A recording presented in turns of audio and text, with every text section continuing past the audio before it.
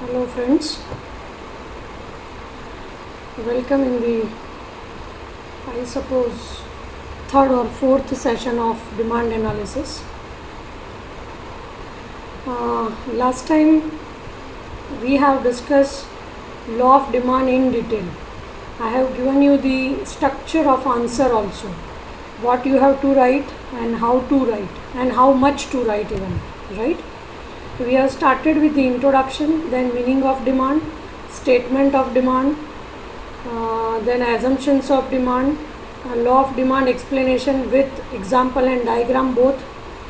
Then we came to the point of limitations of law of demand, and at the last we had discussed exceptional cases of law of demand. There are three exceptional cases in the market where law of demand is not applicable. Means we didn't get inverse relationship between demand and price, right? Those are prestigious product, inferior product and cheapest product, right? Now my today's topic is actually extension and contraction of demand, increase and decrease of demand. Actually these 2 points, extension, contraction as well as increase and decrease, depends on your understanding of law of demand as well as factors affecting demand, right? So in that sense it is repetition, I can say, because if you understood nicely factors affecting demand and law of demand, then it is very easy to understand extension, contraction as well as increase and decrease of demand. That will explain with a diagram also, right? But before that, there is one small point left as per the syllabus of FI BBA SEM 1, that is usefulness of law of demand, right? Actually, when we discuss or when we understand law of demand, utility is utility is inbuilt, right? It is obvious from the operation to understand the usefulness of law of demand. Still, sometimes if we ask in the question in a short note kind of thing in 3 or 4 marks that explain usefulness and limitations of law of demand. So limitations you have, but point wise usefulness you don't have, right? That's why before we talk about extension and contraction of demand, let me consider certain small but important points of usefulness of law of demand. See here on the screen, I have mentioned usefulness of law of demand, and there are major 5 utility of law of demand. Means अगर कोई पूछे कि law of demand कैसे useful है हमें, तो आपको पता चले कि ऐसे ऐसे पॉइंट्स है जो ऑलरेडी ऑपरेशन में हमने डिस्कस कर दिए हैं, राइट? फर्स्ट जो है पॉइंट वो ये है कि law of demand is useful in understanding consumer behaviour with the change in market price. How demand of the commodity change with respect to price can be understood nicely with law of demand, right? As you all know that law of demand is nothing but showing the relationship between demand and price, and in that kind of relationship how consumer behaves. Means if price of the product will increase, then what will be the behavior of consumer, right? That can be understood very easily and nicely with law of demand. So that is the first utility or usefulness of law of demand, right? Demand of which product will change, in which proportion it will change, why there will be change in demand, right? These are the important question to judge consumer behavior, and the answer of this question we can get from law of demand, right? So that is the first utility of law of demand कि कोई consumer कौन सी product by करेगा, कितनी product proportion में by करेगा, क्यों by करेगा, अगर प्राइस में चेंज होगा तो कंज्यूमर का बिहेवियर कैसे बदलेगा, राइट? वो सारी चीज़ें रियल एस्पेक्ट जो है लाइफ के, वो जानने के लिए law of demand is useful, right?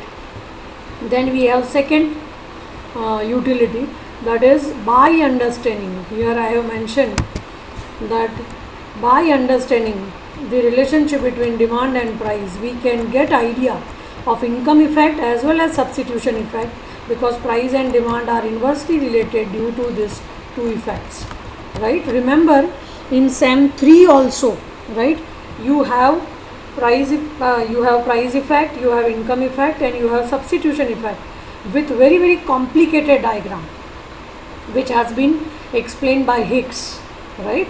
So this is, I can say, pillar, right, to understand those complex aspect which you have in SEM 3, right? आपको पता है हमने एक्सप्लेन किया था कि demand and price are inversely related due to two effects, one is income effect and second one is substitution effect. तो ये दो इफेक्ट अगर किसी को समझनी है इन डिटेल तो लॉ ऑफ डिमांड, राइट, समझना is very much essential, right, बहुत ज़रूरी है. उसके बिना आप इफेक्ट समझ ही नहीं सकते. ओके तो वो भी है एक second utility of law of demand, right. ये आपको और डिटेल पता चलेगा सेम 3 में, क्योंकि सेम 3 में इनकम इफेक्ट, सब्स्टिट्यूशन इफेक्ट, वो सारा बहुत डिटेल में है और वो आपका इम्पॉर्टेंट सिलेबस भी है जो कॉम्प्लिकेटेड डायग्राम से हम एक्सप्लेन करते हैं, राइट. तो वो समझना हो आपको तो उसके लिए बहुत ज़रूरी है कि आप लॉ ऑफ डिमांड को समझें. तो that is the second utility, right. कि इनकम इफेक्ट और सब्स्टिट्यूशन इफेक्ट को समझना हो तो लॉ ऑफ डिमांड समझना ही पड़ेगा. थर्ड जो है वो है price and demand are two fundamental variables. Market में अगर देखा जाए, if it is a subject matter of market, if it is a subject matter of, I can say you know consumer behaviour, right.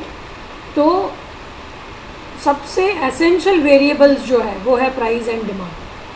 तो to understand price and demand relationship, right, it is must, right, compulsory, mandatory to understand law of demand.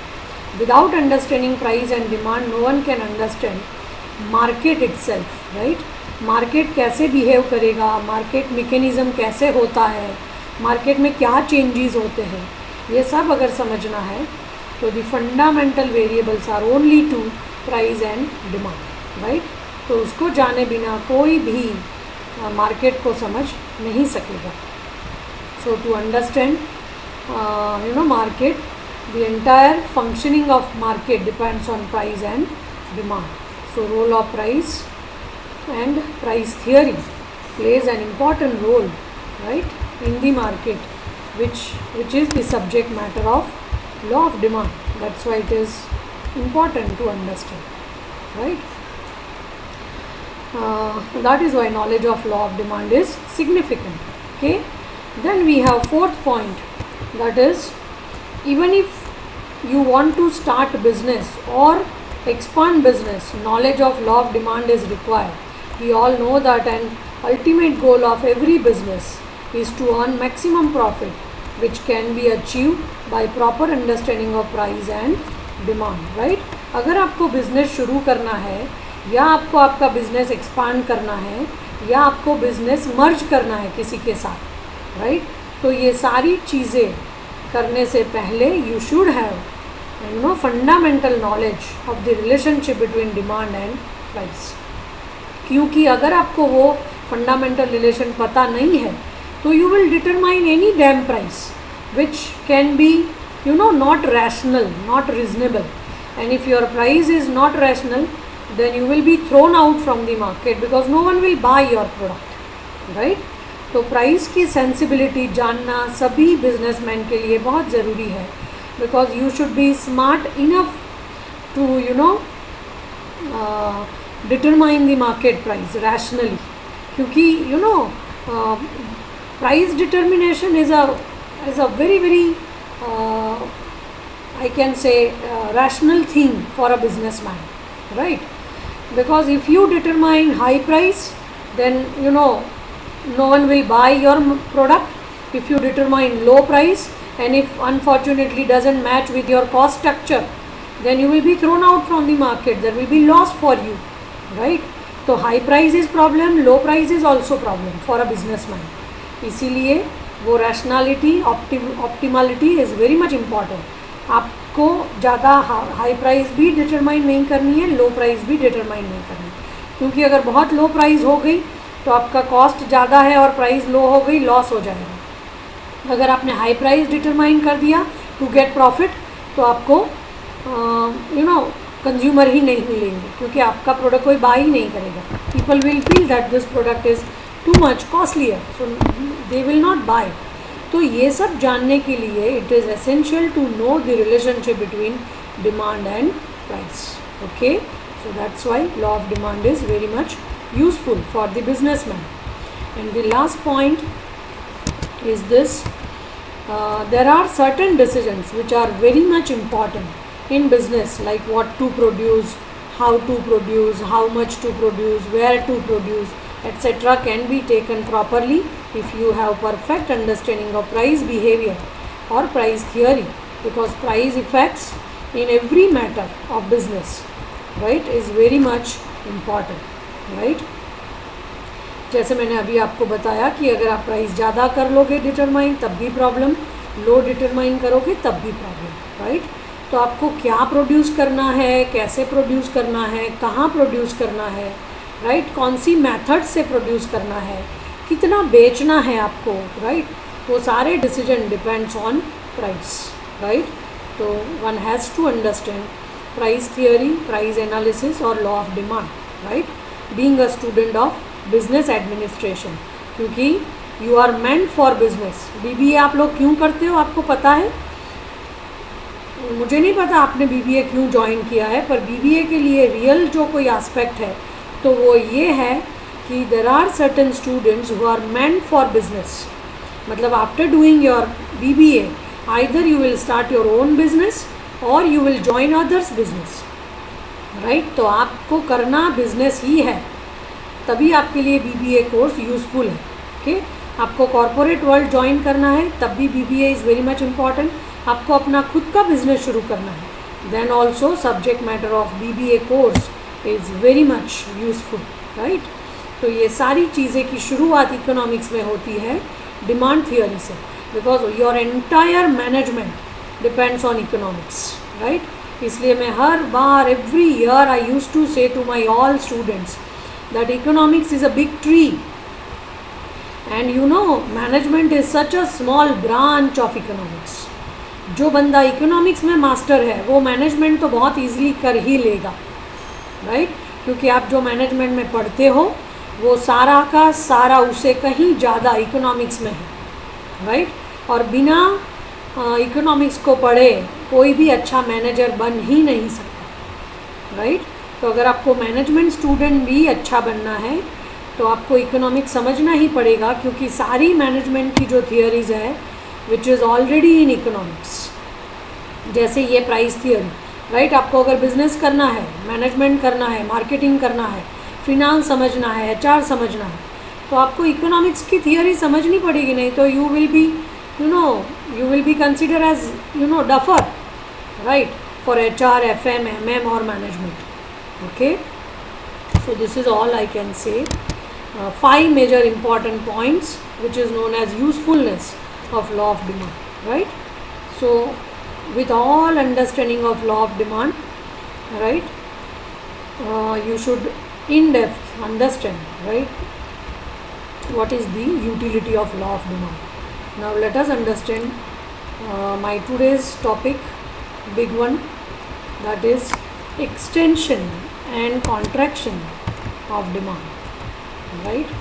This is actually I am showing you, instead of PPT I am showing you my book, right, in which I have mentioned everything systematically. Okay, so extension and contraction of demand, right, meaning wise very easy. Extension of demand means rise in demand due to fall in price where other factors remain fixed. अगर आपको कोई बोले कि what is extension, तो extension का simple सा meaning ये है कि डिमांड में इंक्रीमेंट होगा due to fall in price, right. तो एक्सटेंशन आपको समझ में आया.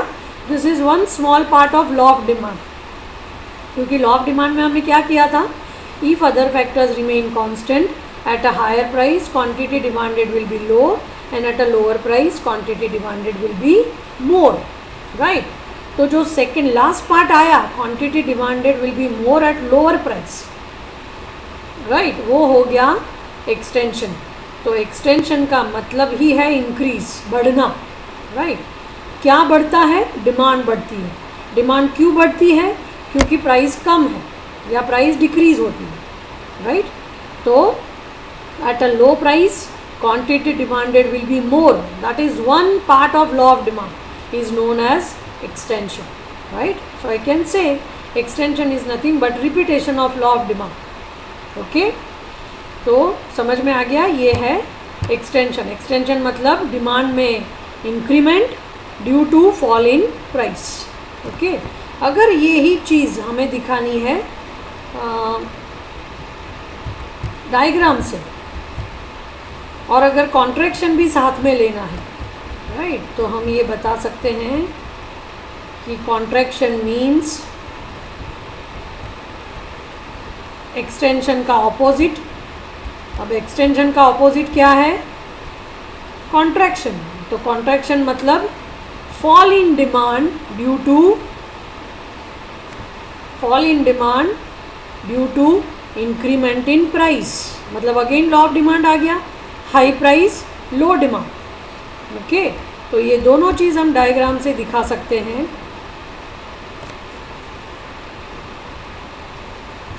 देखिए यहाँ हमारे पास एक्सटेंशन के बाद एक मीनिंग है कॉन्ट्रैक्शन का. कॉन्ट्रैक्शन का मीनिंग क्या है?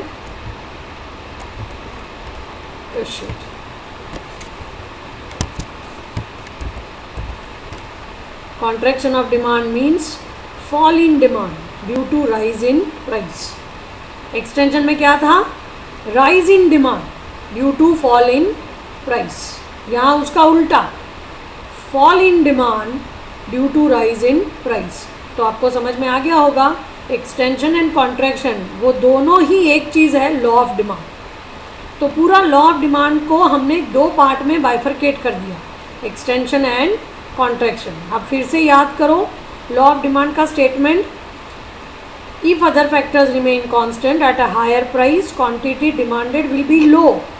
तो ये जो quantity demanded will be low at high price है वो क्या हुआ? This contraction. और at a low price quantity demanded will be more, वो क्या हुआ? एक्सटेंशन, जो हमने आगे दिखाया ये वाला, right.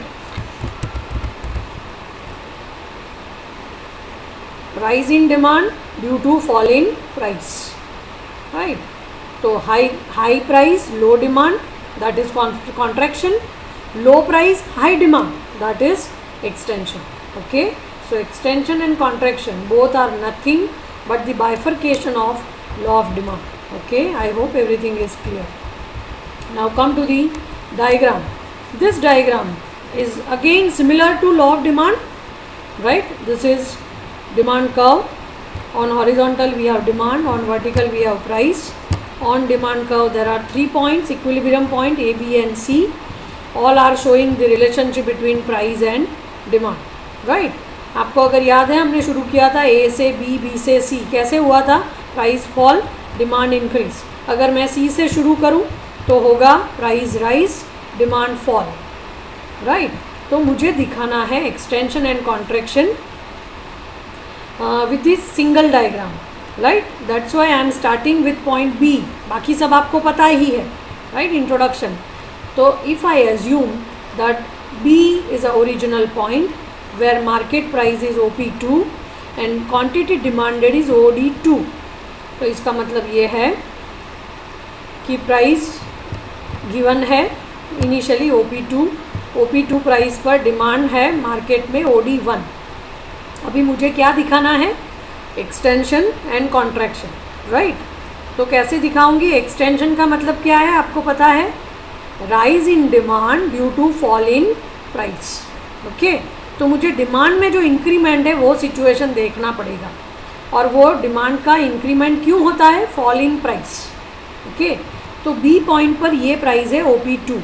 If price falls from P2 to P1, right, equilibrium point will shift from B to C, which indicates that quantity demanded in the market will increase from D2 to D3, right? So this D2 to D3, or I can say B to C, is nothing but known as extension of demand, right? ये पूरा law of demand, आप पूरा diagram जो है वो law of demand.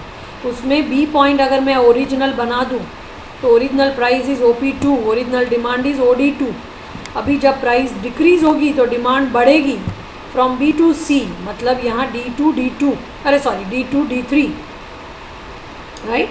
तो अगर मुझे यहाँ लिखना है कि एक्सटेंशन, तो मैं लिखूँगी the movement from B to C और D2 D3 is extension of demand. बराबर, एक्सटेंशन मिल गया। लॉ ऑफ डिमांड का एक पार्ट है एक्सटेंशन।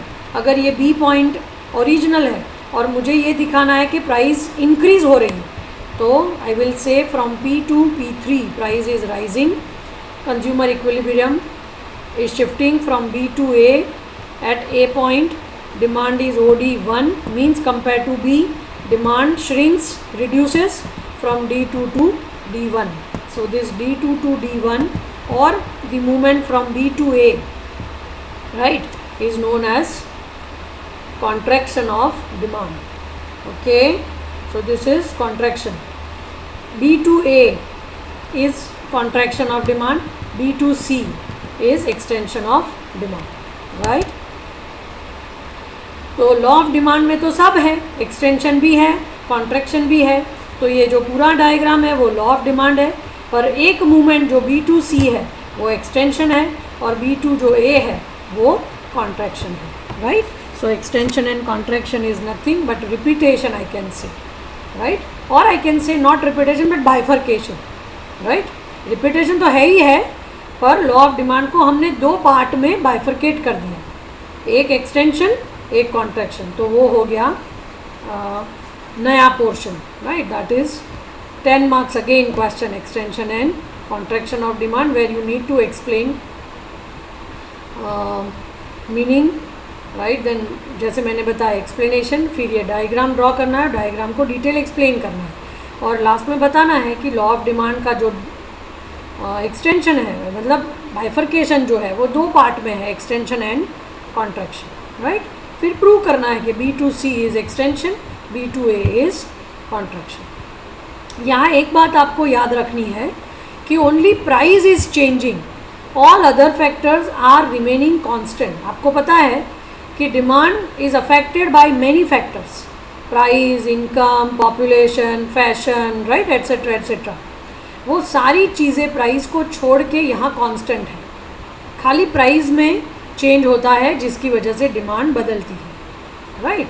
तो इंक्रीज़ और डिक्रीज़, अभी this is our next point, वो अलग सा है, उसमें है in increase and decrease meaning wise same. Extension and contraction में भी या तो इंक्रीज़ होता है या डिक्रीज़ होता है। इंक्रीज़ और डिक्रीज़ में भी या तो इंक्रीमेंट देखने को मिलेगा या रिडक्शन देखने को मिलेगा, right.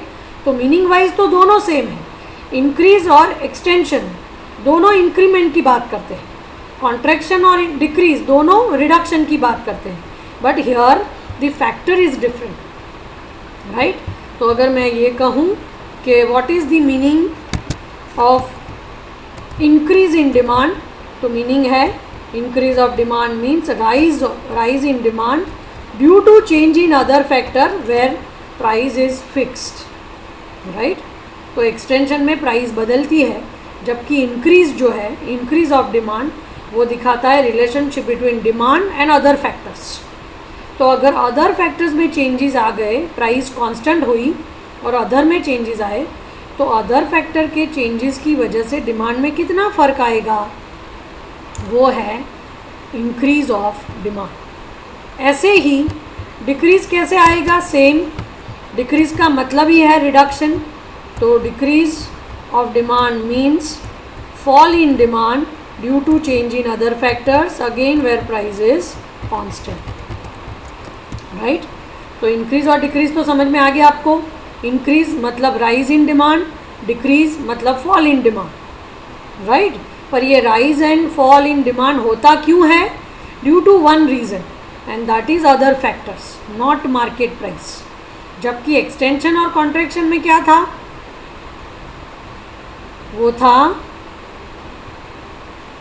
Increase and decrease of demand but due to change in price, not other factors, right.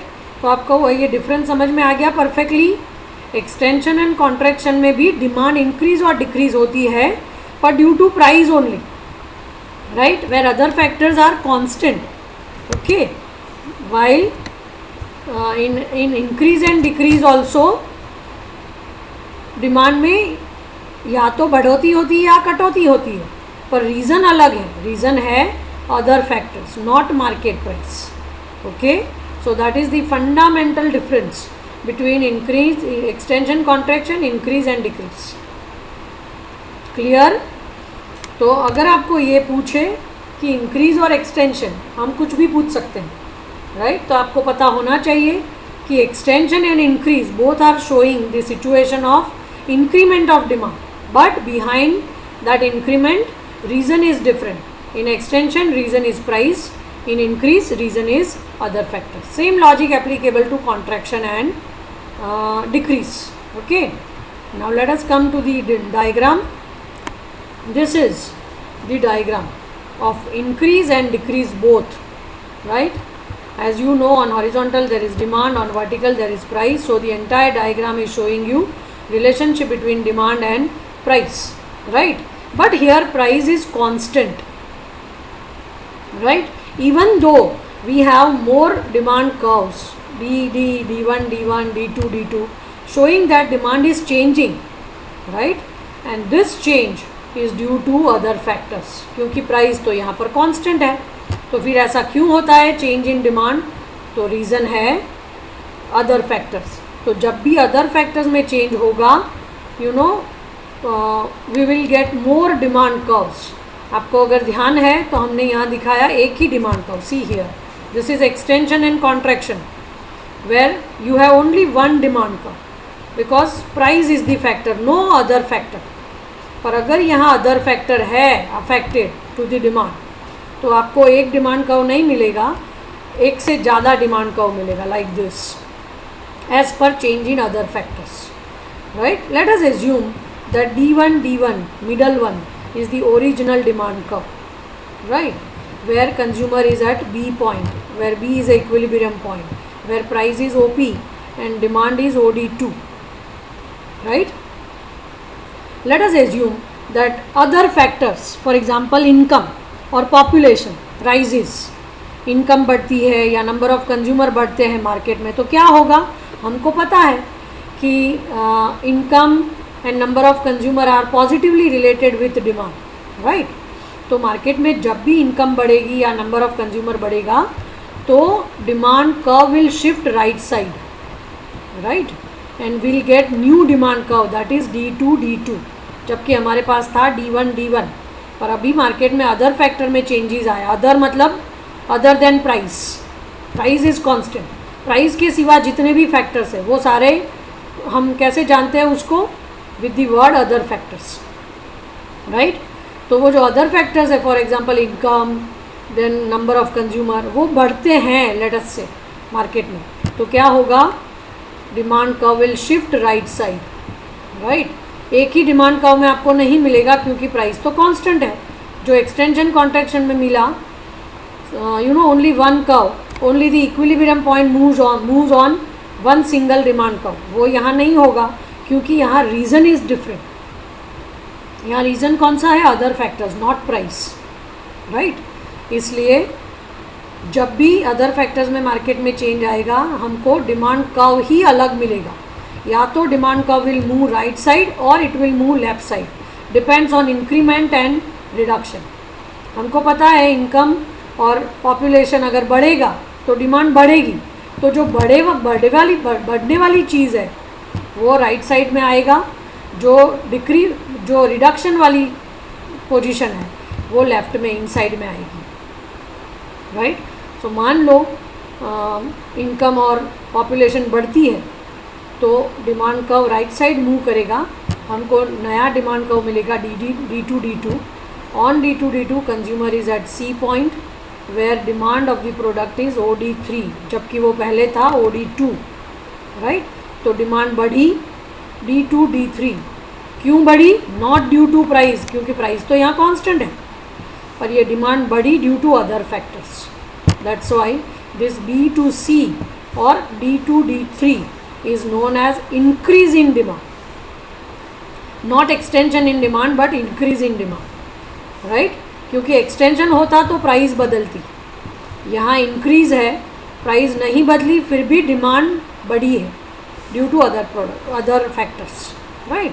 Similarly मान लो कि इनकम और नंबर ऑफ कंज्यूमर कम होते हैं, तो ये जो ओरिजिनल D1 डिमांड कर्व थी, it will move inside left side and will get new demand curve, that is DD.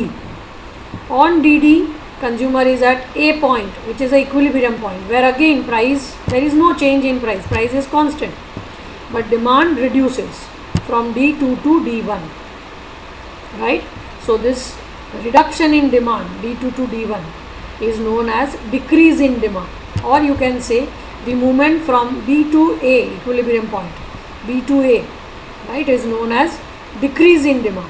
तो ये इंक्रीज B2C, ये डिक्रीज B2A क्यों होता है? Due to other factors, right?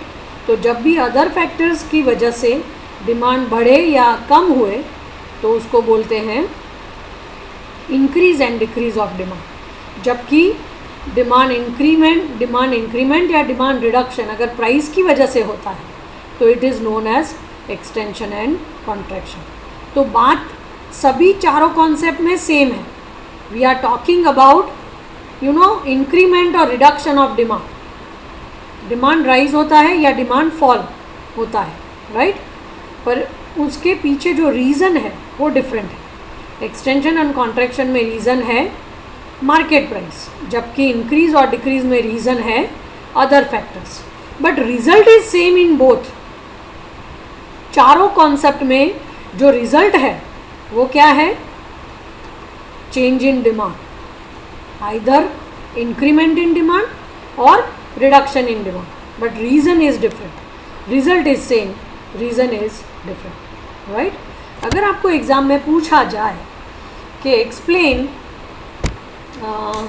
Increment and increase of demand, right, ये चार जो है उसमें मेरी चॉइस है. मैं आपको कोई भी दो कॉन्सेप्ट एग्ज़ाम में पूछ सकती हूँ, राइट? परम्यूटेशन कॉम्बिनेशन मेरा है. मैं चाहूँ तो आपको एक्सटेंशन कॉन्ट्रैक्शन एक 10 मार्क का क्वेश्चन पूछ सकती हूँ. मैं अगर चाहूँ तो आपको इंक्रीज डिक्रीज एक 10 मार्क का क्वेश्चन पूछ सकती हूँ.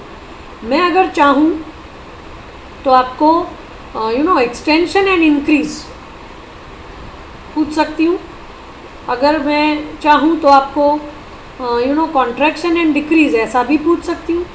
अगर मुझे मूड आए तो मैं आपको पूछ सकती हूँ एक्सटेंशन एंड डिक्रीज, राइट? ऐसे ही कॉन्ट्रैक्शन एंड इंक्रीज.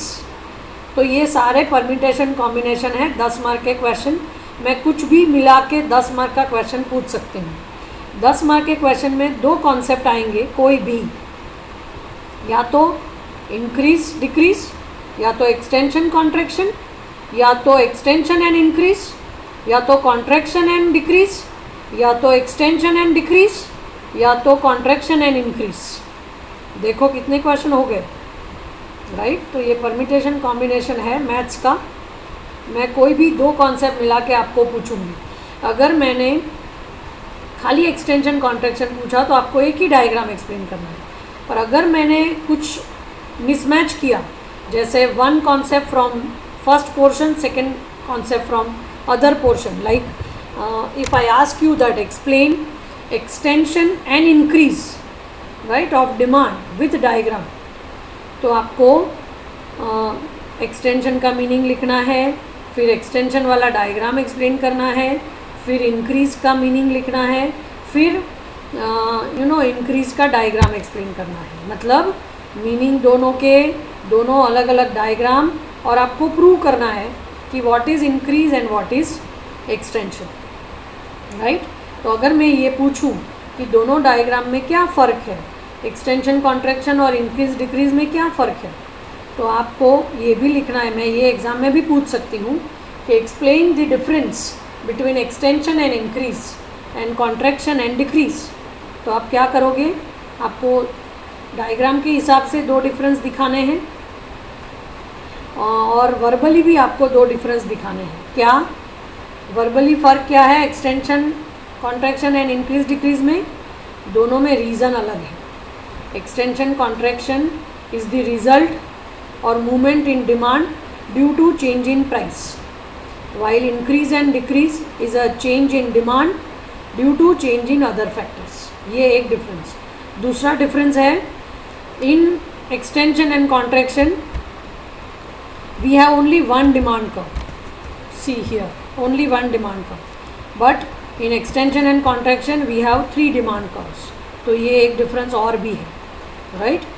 फिर थर्ड डिफरेंस है कि in extension and contraction all the 3 equilibrium points are on one single demand curve. Right here same 3 equilibrium point we have.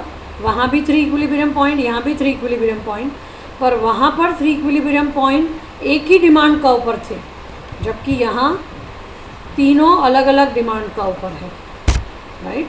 तो ये सारा है difference in extension and contraction, increase and decrease.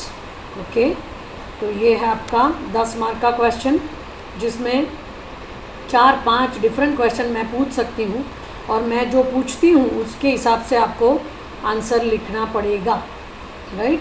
Subject matter is same. Okay, so this is the end of chapter. Okay, demand analysis. यहाँ मेरे 2 chapter ख़त्म हो गए demand analysis के. पहला चैप्टर था meaning of demand and factors affecting demand, right. दूसरा chapter था demand, law of demand, usefulness and many more things, right. और नेक्स्ट चैप्टर जो है आपका वो है utility analysis. Let me show you the syllabus. Sorry, यहाँ सिलेबस नहीं है. तो डिमांड एनालिसिस जो है वो आपका यूनिट 2 है, राइट. और वो जो यूनिट 2 है वो ये मेरी पूरी बुक है.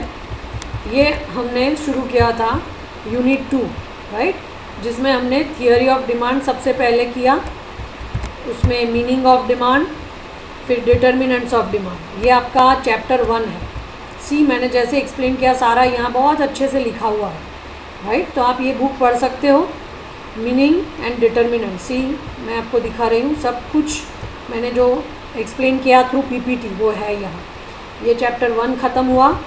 ये हमारा सेकंड चैप्टर है डिमांड एनालिसिस, जिसमें हमने क्या एक्सप्लेन किया, meaning of demand, statement of law of demand, right, assumptions of law of demand, example of law of demand, right, then explanation with diagram, then exceptional cases जो हमने बताए थे तीनों, right, limitations of law of demand.